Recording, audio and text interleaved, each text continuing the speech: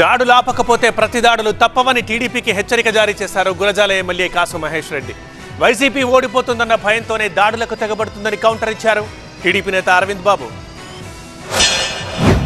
కేవలం ఓట్లు వేయలేదు, వీళ్ళంతా రేపు జగన్మోహన్ రెడ్డి గారికి వేశారు. రేపు చూస్తారు కదా, రేపు కౌంటింగ్లో తెలిసిద్ది కదా కొత్తగానే స్పాడ్లో ఏం జరిగిందనేది.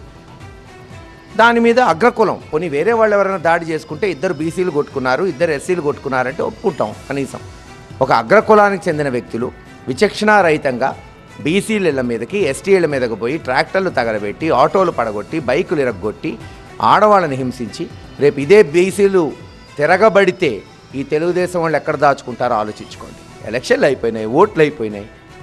ఖచ్చితంగా ఈ సమయంలో పాటించండి, ఏ పార్టీ వాళ్ళైనా. అలా కాదు తెలుగుదేశం వాళ్ళు దాడి చేస్తాం, ఏదో ఆ ఊర్లో వాళ్ళకి మెజార్టీ ఉంది, కాన్స్టిట్యున్సీలో లేదు కదా, ఒక గ్రామంలో మెజార్టీ ఉందని రెచ్చిపోతే పూర్తి నియోజకవర్గం రేపు వచ్చింది.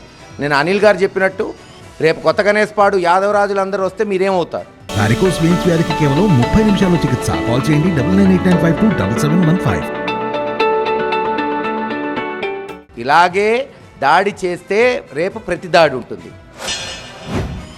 అందరూ కూడా వైసీపీకి వ్యతిరేకంగా ఓటు వేస్తున్నారని చెప్పి అనుమానంతో అసహనంతో వాళ్ళు గొడవలు సృష్టిస్తున్నారు.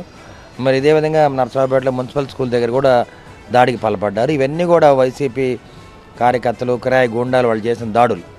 ఎమ్మెల్యే గోపిరెడ్డి శ్రీనివాసరెడ్డి దగ్గరుండి మంగపతి రెడ్డి తర్వాత వాళ్ళ అనుచరుల వర్గం కిరాయి గూండా అందరూ కలిసి చేసిన దాడులు అనమాట. నిజంగా అయితే తెలుగుదేశం పార్టీకి ఎటువంటి మాకు సంబంధం లేదు.